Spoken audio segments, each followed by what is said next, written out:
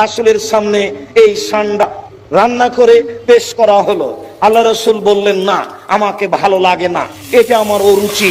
তাই বলে তিনি হাত উঠিয়ে নিলেন।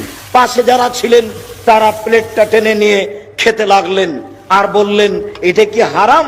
তখন আল্লাহ রাসূল বললেন, না, আমি হারাম বলি না, তবে আমার রুচিতে হয় না, আমি এটা খাবো না। অনেকেই মুরগির গোশত খেতে চায় না, মুরগি অপবিত্র কিছু চোখের সামনে খেতে থাকে। এই জন্য এর অর্থ এই নয় যে মুরগি হারাম। যার রুচি হবে সে খাবে, যার রুচি হবে না খাবে না।